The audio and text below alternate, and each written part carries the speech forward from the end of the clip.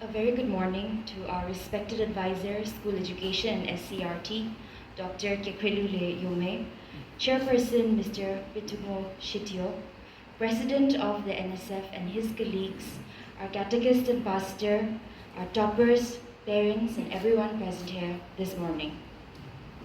To begin with, I offer my heartiest congratulations to each one of you toppers.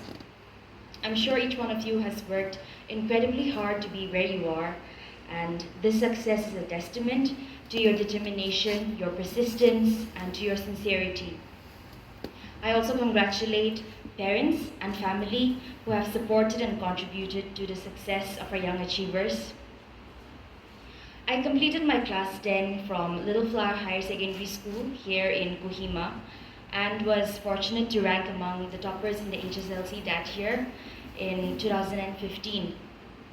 I had already gotten provisionally admitted to a boarding school for class 11, and things unfolded such that I had to leave for my new school the immediate next day after the MBSC declared the results that year.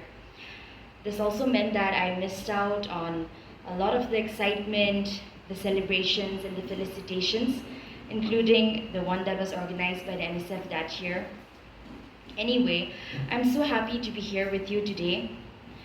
To be attending this program, personally to me, in a certain way feels like I'm having an opportunity to make up for what I missed 9 years ago. Since I've been asked to share my success story today, I'll talk a little bit about my journey. I chose the humanities or the arts stream after my class 10 with the intention of giving the UPSC exam after graduation. My actual UPSC CSE focused preparation began only after I finished my bachelor's degree. But a lot of times during the preparation when I was studying, I felt that having been a sincere student in school and in college, even with just my regular coursework, it helped make things easier for me. One thing that makes exams like these particularly challenging and tiring is how long the process can be.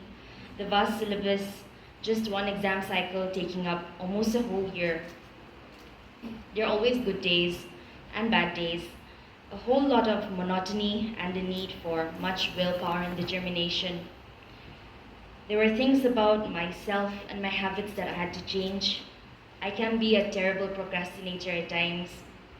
I was very used to studying in short bursts of enthusiasm and energetic concentration with a lot of long breaks in between.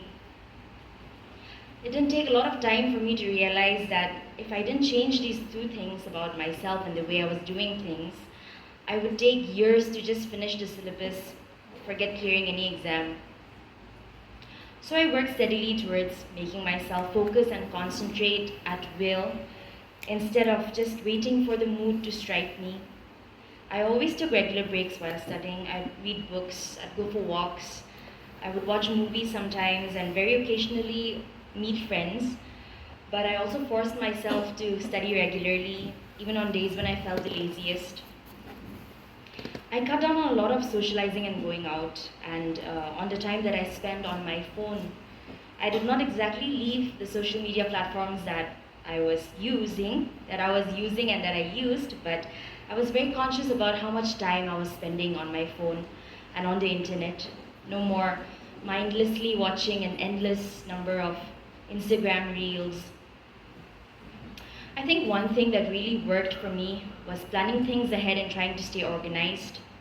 Before I started studying any one topic or subject, I would first spend a lot of time researching it. I read toppers' blogs about what they studied and how they studied. I got a hold of a list of the most popular books or resources. I then go through them a little bit.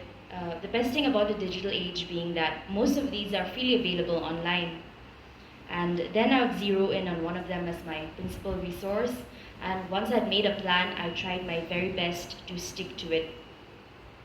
Hard work was a given, but wherever I could, I also tried to work smart. I tried to find the easiest and most efficient ways of getting things done. During the very early days of my prep, I had signed up for a few classes, and I had a teacher in one of these classes who told us that along with doing our very best, Each one of us should also pray and become a little spiritual if we were not already. He said that in his many years of experience in teaching UPSC aspirants, he had learned that you needed something beyond just hard work.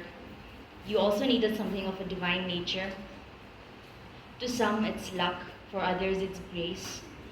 And I wholeheartedly believe that this is true. It is only and only because of the grace of God that I've been able to succeed in my efforts. My parents have accompanied me today as they have throughout my exam journey, have been tremendous pillars of support and strength. They've been patient, they've been encouraging, comforting, and most supportive in prayer and in all other ways possible as well. I'd like to conclude with a few words of encouragement for my young friends. I'm sure that this is only the beginning, and that each one of you will continue to work hard and strive towards bigger goals and excellence. Be intentional about your plans and your actions.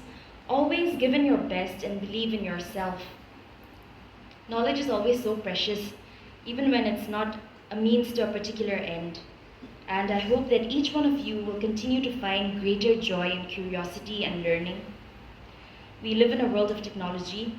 I hope that each one of you will wield it wisely and responsibly and extract the best benefits that it has to offer. I hope that in the days and in the years to come, we will all strive not just to excel as individuals, but that we will also find ways to make our communities better and to enrich the world that we live in. Thank you.